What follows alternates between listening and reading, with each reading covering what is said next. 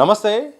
ఇరాన్ను టార్గెట్గా చేసి ఇటు ఇజ్రాయెల్ ఇటు అమెరికా అయితే మాత్రం భీకరమైన దాడులు కూడా చేస్తుంది.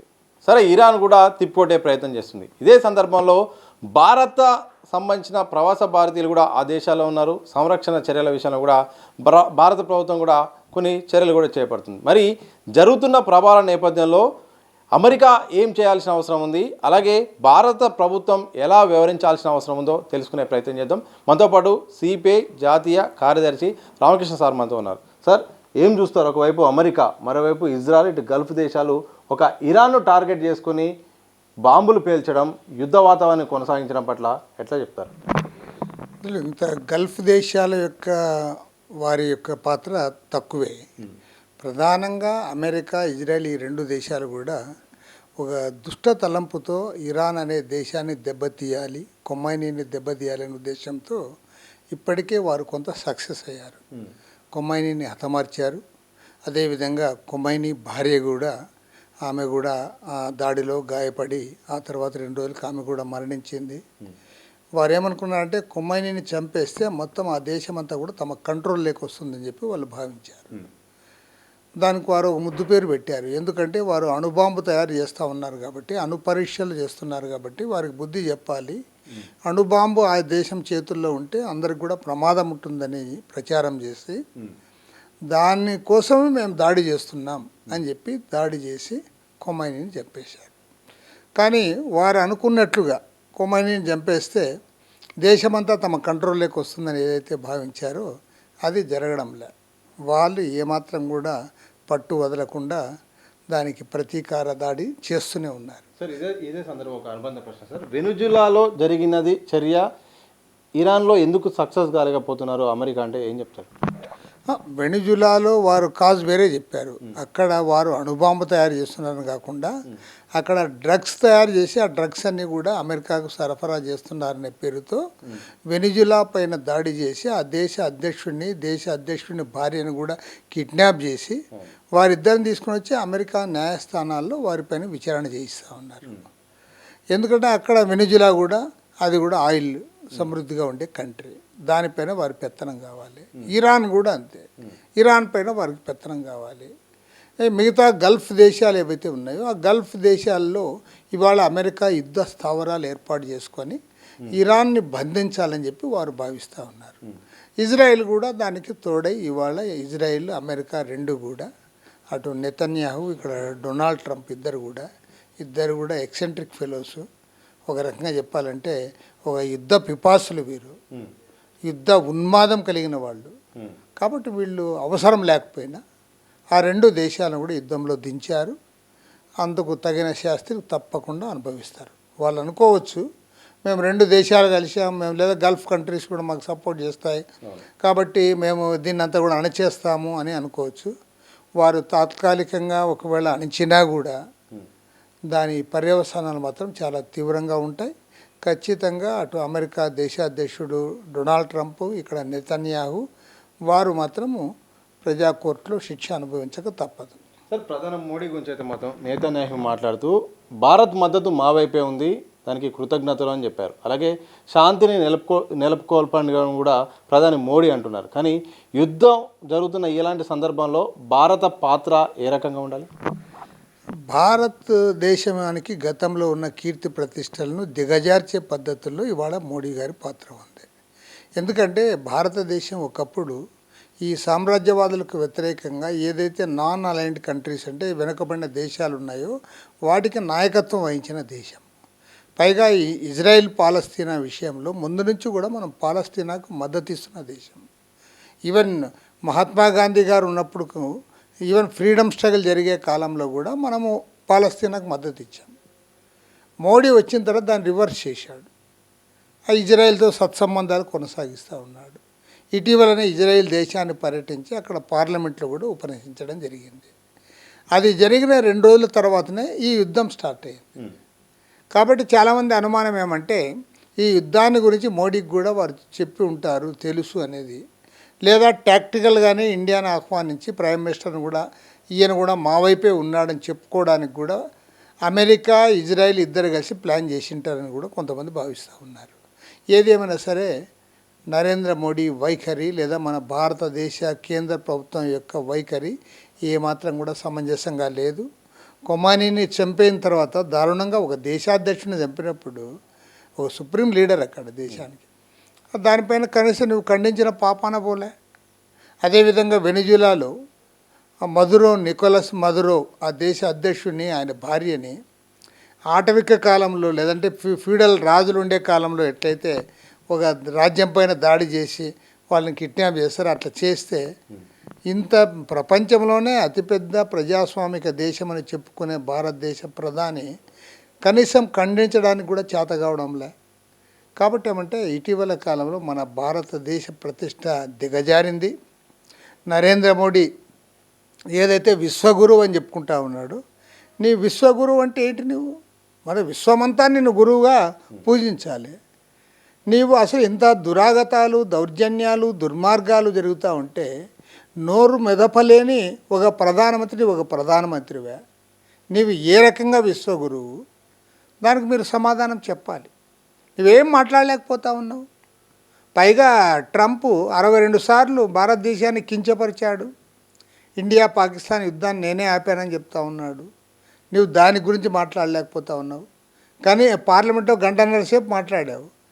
ట్రంప్ పేరు ఎత్తడానికి కూడా నువ్వు జడుస్తూ ఉన్నావు. టారిఫ్ల విషయంలో కూడా బెదిరిస్తూ ఉన్నాడు. దానికి ఏం మాట్లాడలేకపోతా ఉన్నావు. కాబట్టి ఏమంటే విశ్వగురు అని స్వయం ప్రకటిత ఆయనే ప్రకటించుకున్నారు. మరి వారి నిర్వాహకం ఇంత అధ్వానంగా ఉంది. అంటే ఒక చేతగాని ప్రధాని ఇండియన్ హిస్టరీలో ఏనాడు కూడా మనకి 1947లో స్వతంత్రం వచ్చినప్పటి నుంచి ఇప్పటి వరకు ఉన్న ప్రధానమంత్రుల్లో ఏ ప్రధానమంత్రి కూడా ఇంతగా దిగజారి ప్రవర్తించలేదు. ఒక చేతగాని ప్రధానమంత్రి, ఒక వెన్నెముక లేని ప్రధానమంత్రి ఇవాళ భారతదేశానికి ఉండడం మన దురదృష్టకరం. సార్, లక్షలాది మంది కూడా ఇటు గల్ఫ్ దేశాలతో పాటు ఇజ్రాయెల్లో ఉన్నారు మన భారతీయులు. ఆ భారతీయుల విషయంలో కూడా సంరక్షణ చర్యలు ఎలా ఉండాల్సిన అవసరం ఉంది? మన దాదాపు భారతీయులు గల్ఫ్ దేశాల్లో 10 మిలియన్స్ ఉన్నారని చెప్తా ఉన్నారు. అనేక దేశాల్లో ఉన్నారు.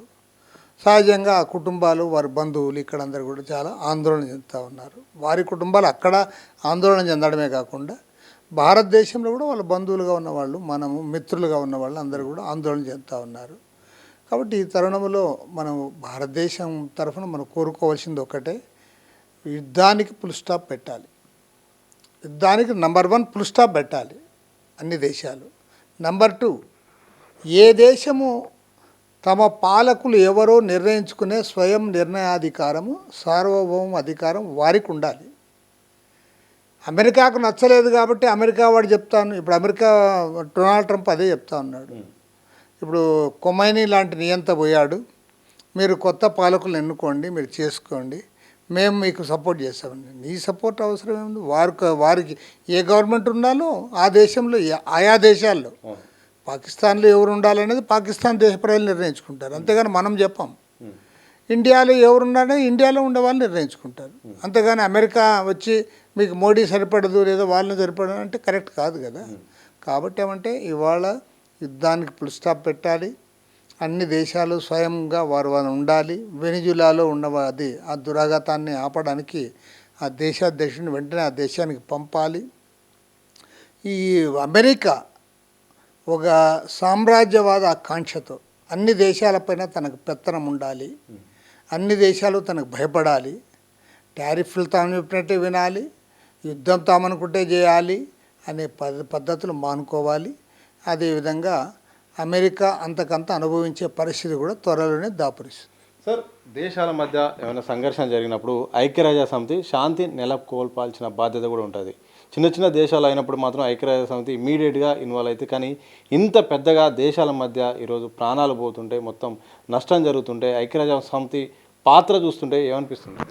ఐక్యరాజ్య సమితి ఈ మధ్యకాలంలో అనేక విమర్శలు ఎదుర్కొంటూ ఉంది. ఎందుకంటే వారి రోల్ ఏమాత్రం కూడా కనపడడంలే. ఎందుకంటే ఈ దుర్మార్గాలన్నీ ఎక్కడో జరగడంలే, డే లైట్ జరుగుతూ ఉన్నాయి. అంతే ఇంకా ఓపెన్గా ఇది జరుగుతుంది. ఇప్పుడు కొమైనీ ఇది జరిగినది కూడా డే టైమే జరిగింది, అది కూడా నైట్ టైం కాదు. కాబట్టి ఏమంటే వారు ఇష్టారాజ్యంగా వారు అమెరికా రెచ్చిపోయి వారు చేస్తూ ఉన్నారు. ఇజ్రాయిల్ గత కొన్ని సంవత్సరాలుగా పాలస్తీనాలో, గాజాలో, వెస్ట్ బ్యాంక్లో వాళ్ళు అనేక దురాగతాలకు పాల్పడుతూ ఉన్నారు. ఎక్కడ పడితే అక్కడ బాంబులు వేస్తూ ఉన్నారు. ఆ చిన్నపిల్లలు చనిపోతూ ఉన్నారు. తర్వాత ఆసుపత్రులపైన బాంబు దాడులు చేస్తూ ఉన్నారు. దాన్ని ఏమి కూడా అదే యుఎన్ఓ దాన్ని ఒక దారికి తేవడంలో వారు విఫలమైపోయారు. కాబట్టి ఏమంటే ఇటీవల మనం సోషల్ మీడియాలో లేదా టీవీ డిబేట్స్లో చాలామంది విమర్శలు చేస్తూ ఉన్నారు.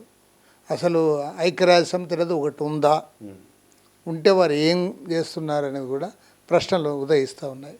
కాబట్టి ఏమంటే ఐక్యరాజ్య సమితి కూడా గతంలో ఎట్టయితే ఒక పాజిటివ్ రోల్ ప్లే చేసిందో అలాంటి రోల్ ప్లే చేయాలని చెప్పి నేను కోరుతా ఉన్నాను. సో చివరిగా ట్రంప్ విధానాలు చూస్తుంటే ఒకవైపు టారిఫ్లు విధిస్తున్నాడు దేశాల మీద, మరోవైపు యుద్ధం ప్రకటిస్తున్నాడు, వివిధ దేశాలతో కూడా టైఅప్ అయ్యి కూడా ఒక భయభ్రాంతులకు కూడా గుర్తిస్తున్నారు. దీని వెనుక ఏముంటుంది, ఇంతగానం దూకుడుగా వెళ్ళడానికి గల కారణం ఏంటిది? అలాగే ఇలాంటి సందర్భంలో ఎప్స్టీన్ ఫైల్ అనే అంశం కూడా పక్కదారి పట్టింది, ఏం చెప్తారు? ఎప్స్టీన్ ఫైల్స్ అనేది అదొక సపరేట్ అంశం. అది ప్రపంచవ్యాప్తంగా అనేక దేశాలను కుదిపేస్తూ ఉంది. చాలామంది లీడర్స్ పేర్లు కూడా అందులో ఉన్నాయని చెప్పి చెప్తా ఉన్నారు. మరి ఆ సందర్భంలోనే ఇప్పుడు ఇది ముందుకు వచ్చింది. కాబట్టి ఏమంటే ఇవాళ అమెరికా అధ్యక్షుడు డొనాల్డ్ ట్రంప్ రెండవసారి అధికారంలోకి వచ్చిన తర్వాత ఆయన అత్యంత దూకుడుగా ప్రవర్తిస్తూ ఉన్నాడు. అన్ని దేశాలను బెదిరిస్తూ ఉన్నాడు. చివరికి అమెరికా అధ్యక్షుడు ఎవరున్నా సరే వారు ఇతర దేశాల మీదకి పోయాక చూసాం, కానీ నాటో కూటమి దేశాల మీద ఫ్రెండ్లీ కంట్రీస్గా చూసేవాళ్ళు. కానీ ట్రంప్ ఎంతకు బరితెగిస్తున్నా అంటే ఈవెన్ నాటో కూటమి దేశాలను కూడా బెదిరిస్తూ ఉన్నాడు. డెన్మార్క్ వాళ్ళు బెదిరించాడు, యూరోపియన్ కంట్రీస్ని బెదిరించాడు. పైగా నేను టారిఫ్లు నా ఇష్టారాజ్యంగా పెంచుతానని చెప్పాడు. వాళ్ళకి ఇంతో బెదిరిపోని రెండు దేశాలు ప్రపంచంలో ఇప్పుడు కనపడుతున్నవి ఏమంటే చైనా ఒకటి, రష్యా ఒకటి. వారు ఏమాత్రం కూడా బెదరడంలే. ఇంకా థర్డ్ కంట్రీ ఏదైనా ఉందంటే ఇరాన్ కూడా బెదరలేదు. కాబట్టి ఇరాన్కి బుద్ధి చెప్పాలనే ఉద్దేశంతో ఈ పని చేశారు. మరి ఇది ఎల్లకాలం ఉంటుందా? మన మోడీ లాంటి వాళ్ళ మాదిరి అందరూ ఇట్లే అణిగిమణిగి ఉంటారా, లేదా ఎవరంతకు వాళ్ళు వాళ్ళ స్వతంత్రత నిలబెట్టుకోవడానికి వారి అవసరాల కొరకు వారు ఎదురొడ్డి మాట్లాడతారనేది భవిష్యత్తు తేల్చాలి. ఏది ఏమైనా సరే ట్రంప్ చేస్తున్న అరాచకాలు, హత్యాకాండ ప్రపంచవ్యాప్తంగా ప్రజలందరూ కూడా గమనిస్తూ ఉన్నారు. ప్రపంచంలో వారు ఏ దేశంలో ఉంటున్నప్పటికీ అన్ని దేశాల ప్రజలు శాంతిని కోరుకుంటూ ఉన్నారు. వీరు యుద్ధ పిపాసులుగా మారి అటు ఇజ్రాయెల్ నెతన్యాహు, ఇక్కడ డొనాల్డ్ ట్రంప్ ఇద్దరు కూడా ఆయా దేశాల్లో చాలా నెగిటివిటీ ఉంది వీళ్ళకి. దాన్ని అంతా కూడా పక్కన పెట్టి యుద్ధం వైపు దేశాన్ని తీసుకుపోతాను. ఈవెన్ అమెరికాలో సెనేటర్స్ కూడా చాలామంది వారు కూడా ఓపెన్గా చెప్తా ఉన్నారు, ఇది యుద్ధాన్ని ప్రకటించే హక్కు కాంగ్రెస్కు మాత్రమే ఉంది, కాంగ్రెస్లో ఇలాంటి డిస్కషన్ జరగకుండా ఈయన ఏకపక్షంగా యుద్ధానికి పోయాడనేది వారు చెప్తా ఉన్నారు. అందరు అక్కడ కూడా బెదిరిస్తూ ఉన్నారు. ఇలాంటి తరుణంలో తప్పకుండా శాంతి వస్తుంది. ప్రపంచ శాంతి కోసం అందరూ కూడా వాయిస్ రైజ్ చేయాలని చెప్పి కూడా కోరుతా ఉన్నాం. మన భారతదేశ ప్రభుత్వం, ప్రత్యేకించి ప్రధాని నరేంద్ర మోడీ ఈ దేశాన్ని ఈ దేశ ఔన్నత్యాన్ని నిలబెట్టే పద్ధతుల్లో ఆయన వ్యవహార శైలి ఉండాలి. ఆయన ప్రపంచ శాంతి కోసం ముందుకు రావాలని చెప్పి కూడా కోరుతా ఉన్నాం. అమెరికా దుర్మార్గాన్ని, ఇజ్రాయెల్ యొక్క పెత్తనాన్ని ఖండించాలని చెప్పి కూడా కోరుతా ఉన్నాం. Thank you sir. ఇది మొత్తంగా ఇరాన్ను టార్గెట్గా చేసుకొని ఇటు అమెరికా అలాగే ఇజ్రాయెల్ అయితే మాత్రం ఒక ఒత్తిడి చేసే ప్రయత్నం చేస్తున్నాయి. తద్వారా వాళ్ళు యుద్ధం తీసుకొచ్చి ఒక భయభ్రాంతులకు గురి చేసే ఒక చర్య చేస్తుంది. ఇదే సందర్భంలో భారత్ కూడా యుద్ధాల విషయంలో మాత్రం కొంచెం శాంతి నెలకొల్పాల్సిన అవసరం ఉంది. అలాగే ఒక దేశాన్ని కాకుండా సమానంగా ఒక విధానం ప్రకారం కూడా వెళ్ళాల్సిన అవసరం ఉంది. కానీ భారతదేశ ప్రధాని వ్యవహరిస్తున్న తీరైతే మాత్రం విమర్శలకు తావిస్తుంది. ప్రధానంగా యుద్ధానికి 2 రోజుల ముందు ఇజ్రాయెల్ పర్యటన కూడా ఇది విమర్శలకు తావిస్తుంది. ఇది దేశానికి ఏమాత్రం మంచిది కాదు. యుద్ధం ఎప్పటికైనా ఏ దేశాలకైనా మంచిది కాదు. అలాగే శాంతి నెలకొల్పాల్సిన బాధ్యత కూడా అందరిపై ఉందని కూడా సిపిఐ జాతీయ కార్యదర్శి రామకృష్ణ సార్ ప్రధానంగా చెప్తున్న సందర్భం కనిపిస్తుంది. కెనప సమాస్వంతో సతీ దిశ టీవీ, హైదరాబాద్.